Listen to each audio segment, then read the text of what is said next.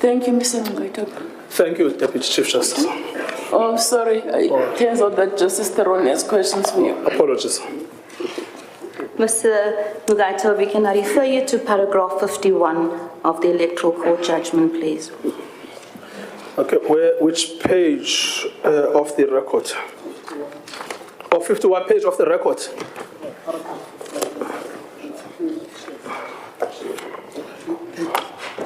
All right, thank you. Do you have a question? Sorry, Justice Theron, I need to find the judgment of the Electoral Court. Do you have the reference in the record? 400. Or 400? Volume 5. 400, yes. Thank you, my sister. Your juniors must earn their keep, Mr. Ngcukaitobi. So they've now resorted to giving me their own computer. Yes, I am at page 400. Yes. Do you take issue with the first sentence in paragraph 51? The drafters of the Constitution recognize the fact that a person convicted and sentenced has a right of appeal against their conviction and sentence upon leave being granted by the trial court or if refused on petition to the Superior Court. No.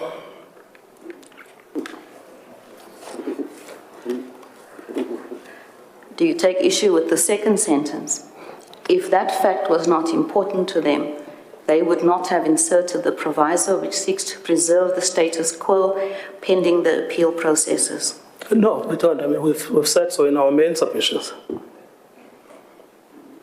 In other words, they refer to conviction and sentence. I would say, in other words, the disqualification does not take effect until the appeal process has taken place. Alternatively, a convicted person or sentenced person has elected not to appeal. Yes, we've said so. We agree with that. So, when courts interpret legislation, they must assume that the legislation must be taken to know the law. Is that right? Yes. Now, when we interpret section 47, must we assume that the legislature, when it drafted that section, knew that in terms of our law then, at the time of drafting, every accused person has a right of appeal subject to leave being granted? Yes, but they would have known two things. One is that in a criminal trial under Section 35, there are rights because they had drafted them. They would also know a second thing, that there is also the right of direct access because they drafted it. All of this is in the same document. They would also have known that direct access, which is a procedural provision regarding which forum you can take your matter to, would not trump any other provision in the Constitution. That's what the drafters would have known. Well, and you made that submission a few minutes ago. You said where there is tension between provisions in the Constitution, both provisions must be given full effect. So the drafters of the Constitution must be taken to have known that. No, Justice Theron, the drafters of the Constitution knew two things. They knew that there's Section 35 because they drafted Section 35. They knew there's Section 167, they drafted Section 167. They knew that it is a procedure, but they knew that if this court makes a final judgment, it becomes a final judgment.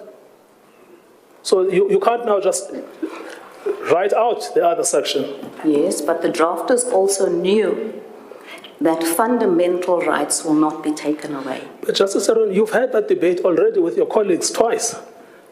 The debate about Section 35 and Section 12. This is not the case to have that relitigated again. That debate has been held. Whether or not a direct access case should result in the imposition of an imprisonment sentence was precisely the point at which you and Justice Khampembe disagreed. So this is not the case to relive that experience. What we are doing, Mr. Ngcukaitobi, is to interpret Section 47 in the context of the law. Your earlier submission was that legislation must be interpreted having regard to the context. No, I'm saying what I am suggesting is that an important contextual factor in interpreting Section 47 is the fact that the legislature was aware of the right to appeal, which is a fundamental right. The legislature was aware that every convicted person would have a right to appeal. The legislature was aware that rights would not be taken away unless that was by specific design. Yes, but the legislature was aware that different provisions of the Constitution, where there's possible tension, would be read in order to give effect to both provisions. So if there's a tension between 167 and 35 or any other provision, the legislature was aware that both provisions would be given effect to, as you submitted a few minutes ago. And my concern is that we must apply the law equally and the same in every matter. All principles of interpretation as well should be the same. It shouldn't be said that, like I said a few minutes ago, you said where there's two conflicting or two provisions that have tension, both provisions must be given the full effect. So we can't do that in one case and not in another. But Justice Saron, you've had this same debate because I've been in this court twice on the same case. This is the view you expressed in the previous two cases. The majority judgment found that it was not taking away any rights. So if you want to interpret Section 47(1)(e), you must take seriously the judgments of the Constitutional Court. This very point that you put into me, we've debated it twice.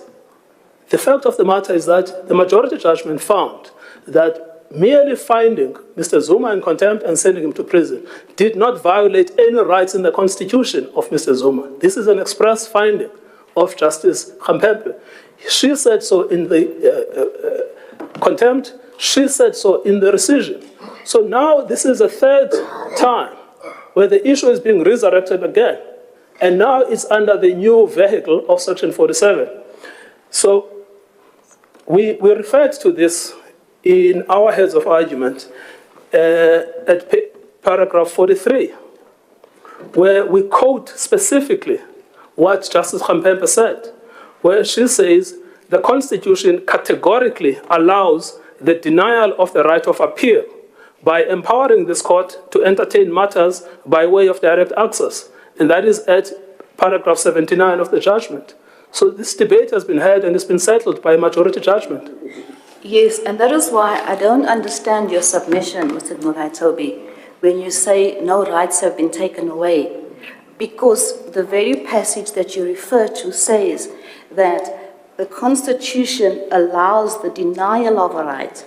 But that's not unlawful. And a few minutes ago, you said no right has been taken away, and you said that was found, that's what the majority judgment found. But it's not unlawful. This is the point, because they said it's lawful, it's permitted under the Constitution. So that's not unlawful. So there's nothing wrong in that finding. It's a binding finding of the court. Now, you cannot say, I want to interpret Section 47(1)(e). In order to do that, I must undermine the majority judgment. That itself is a violation of the rule of law. When this court interprets Section 47, must it have regard to the context that when Section 47 was written, the context was that every accused person had a right of appeal? Justice Saron, we've debated that 10 minutes ago, and I have said twice that it also knew that there is a direct access provision, and it also knew that when the direct access provision is engaged, the outcome is that you have no right of appeal because this court is a final court of appeal. Now, apart from the Zuma contempt judgment, where that principle emerged from?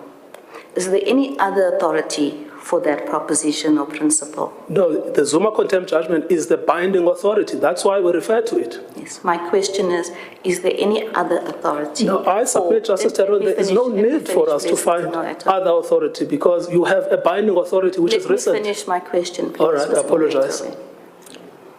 Apart from the Zuma contempt judgment, where that principle emerges from, is there any other authority in support of that? No, we don't rely on any other authority. We rely on the Zuma contempt judgment. We say it is binding, it's recent, you should follow it. My question was not what you are relying upon, Mr. Ngcukaitobi. My question was, apart from that judgment, is there any other authority? Nothing that we have found, but we say, and this is my submission, you are bound by the judgment, you can't undermine it because you're undermining your own judgments. Now, if we look at section 47, it does not say that in some instances the proviso will not apply. And I understand that to be what the applicant is arguing, that in this case, in the facts of this case, the proviso doesn't come into operation. Yes, what we say about the proviso, thank you for that question, and hopefully we can go back to the proviso. What we say about the proviso are three things. Firstly, it's a deeming proviso, and a deeming proviso from Chotabai is that it deems things to be what they are not. Secondly, we say a proviso cannot undermine the controlling section. In order to know the full meaning of the section, you've got to look at the controlling section.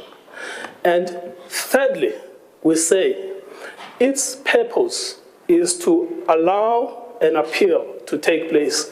But once this judgment was granted by this court, that purpose was fulfilled because this court acted as a court of first and last instance. If we look again at the electoral court judgment, paragraph 50. Same page.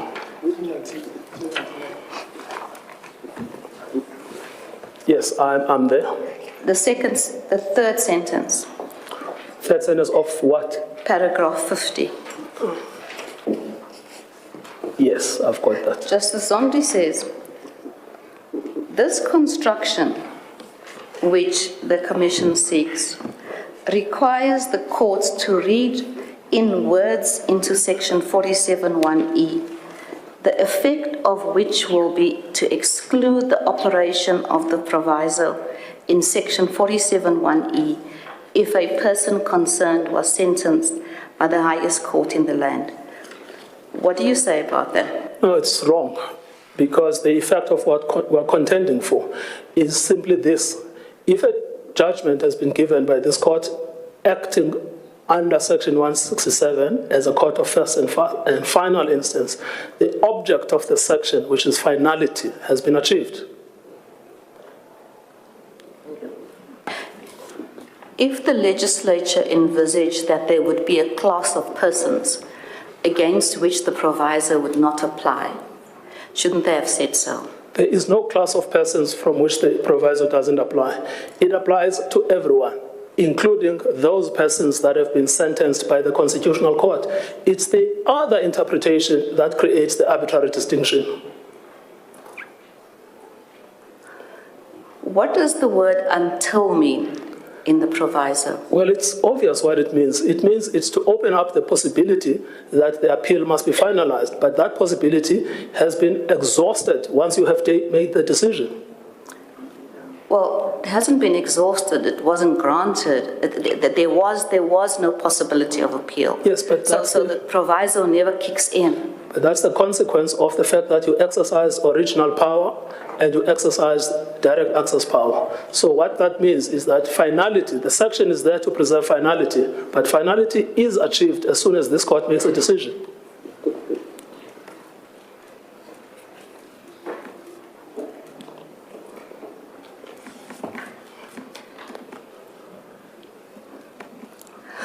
On the assumption that Section 47, that the drafters of Section 47 had in mind that every convicted person in sentence has a right of appeal, subject to leave being granted.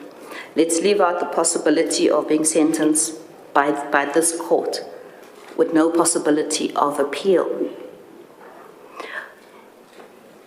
What possible interpretation would there be to Section 47? No, but even on that construct, sorry, Justice. I think, Mr. Ngcukaitobi, I've been watching for a while, keeping quiet. It might be helpful just to tone down a little bit. Don't you come across as being very irritated and impatient with Justice Theron, and it's not seemly. Just relax and let her finish her questions. You're not going to get questions you like all the time. Just answer the question, you know. I apologize, Deputy Chief Justice. Sorry, Justice Theron, I should be apologizing to you. Mr. Ngcukaitobi, I know you mean no offense, yes, so exactly. I take now. Yeah, no. We have walked a little way together. Yes, no, I know. Yes.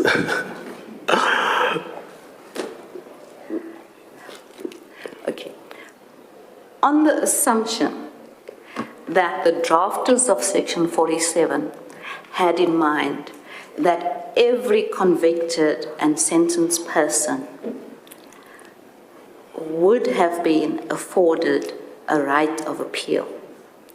Where a person has not been afforded a right of appeal, what options would be open to this court as to how to interpret Section 47(1)? I was saying, even on that construct, even on the construct you have given, you still have the possibility that a criminal trial takes place in the magistrate's court, takes place in the high court. This court decides that the sentence is too lenient and it imposes an original sentence. You still come back to that point. If they are correct at the electoral court level, that means you strike out the entire Section 47(1)(e). Sorry, I only heard the last part where you said, if that, and then I missed some words, you said, it means strike out the last part of 47(1)(e). No, I'm saying that even on that construct, in other words, a construct in which we have a full trial before the magistrate's court, and a full appeal before the high court, and a full appeal before the Supreme Court of Appeal, you still have the possibility that this court has the power to impose its own sentence if it believes that the sentence originally imposed is too lenient. So you come back to where we started, which is there is no way in which you can interpret that section as excluding sentences imposed by the Constitutional Court. But that would be an appeal, that would be a sentence altered on appeal. It would not be a sentence as an original sentence. While we're on that, Increased sentence. The magistrate's court gets its penal jurisdiction from the Magistrates Court Act. The High Court gets its penal jurisdiction from the Superior Courts Act. As I understand, the Supreme Court of Appeal does not have penal jurisdiction. Where does the Constitutional Court get penal jurisdiction from to impose a sentence as a court of first instance?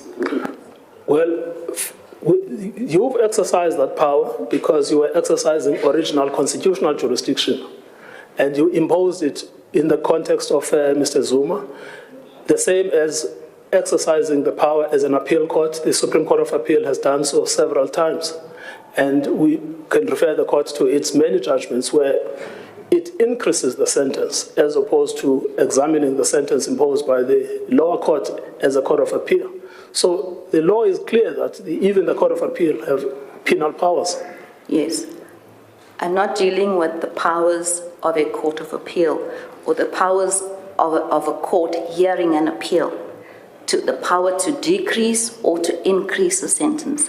Talking about a power to impose an original sentence and the penal jurisdiction that grants the court that power.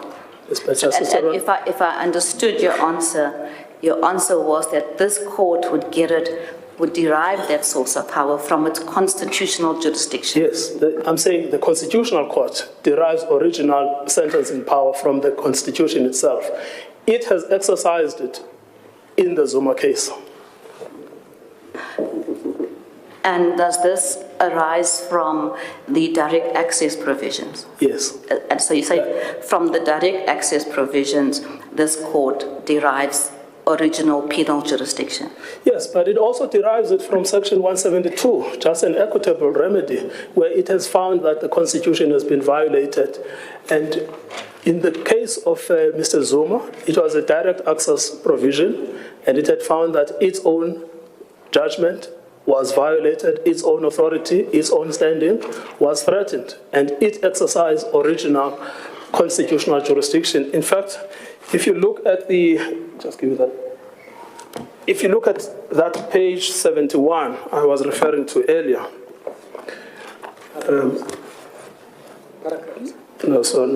it's page 71, not paragraph 71. If you look at the order itself, it's at page 70, paragraph 71. It was a declaration, paragraph 3. It is declared that Mr. Zuma is guilty of the crime of contempt. And then Mr. Zuma is sentenced to undergo 15 months imprisonment. So the court did exercise original sentencing power. If I can take you to the Sibia case. Sibia. Yes. I'll have to find it, I'm afraid. Anyway, let's hear what the substance of the issue is.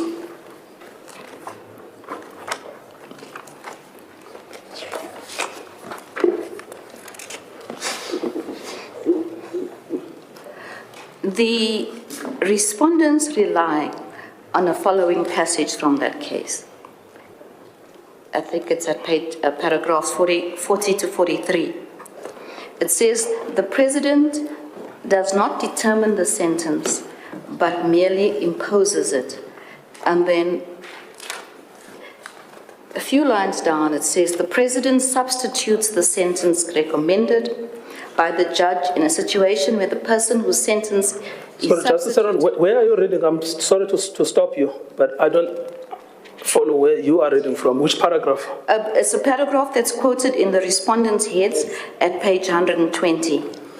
All right. Which paragraph of Sibia? I've got Sibia in front of me.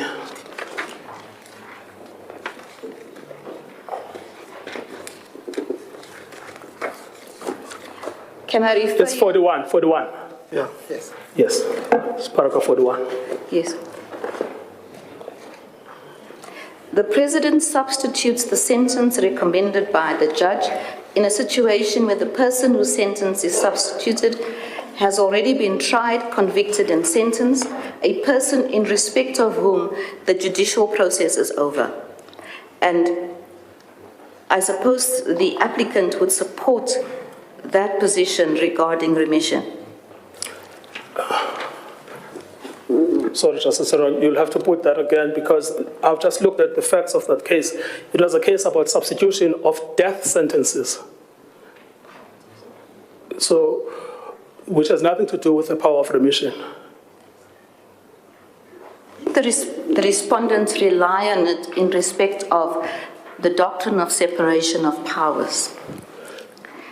Justice Aaron, we don't take issue with the doctrine of separation of powers. What we say is that if you apply the remission, because Mr. Zuma did not get a commutal of sentence, you'll see in that judgment, it's paragraph 18. It's a substitution of a sentence of death. And historically, it has always been acknowledged that the president, as head of the executive, is entitled to commute a death sentence to a sentence of life imprisonment. That has nothing to do with a remission, which is what the case is about. This case is about a remission. The question for a remission is a narrower question, which is whether or not the effect of a remission is to amend the original sentence. And the problem here, Justice Aaron, that's probably a good thing you've raised this point. The problem here is that you have the electoral court finding that the sentence was 3 months. And it makes that finding without any textual support, either in the judgment of this court or even in the decision on remission. It imposes its own sentence retrospectively. And then, that's number one, the clear distinction. And then you look at what is the law on remission. The law on remission is, the remission simply impacts the duration of the sentence to be executed. It does not impact the original sentence. What is the position of Section 47(1)(e)? 47(1)(e) is clear. It is not about the original sentence. It is about the original sentence. It is not about the execution of the sentence. So I'm afraid Sibia is irrelevant. The respondents say that, or they criticize the applicant.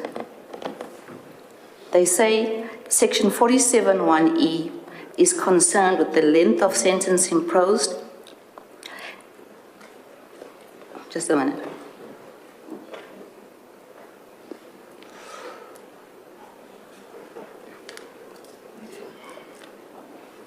It criticizes the IEC. It says that the IEC does not provide any authority for the submission, that Section 47 is concerned with the length of sentence imposed and not sentence served.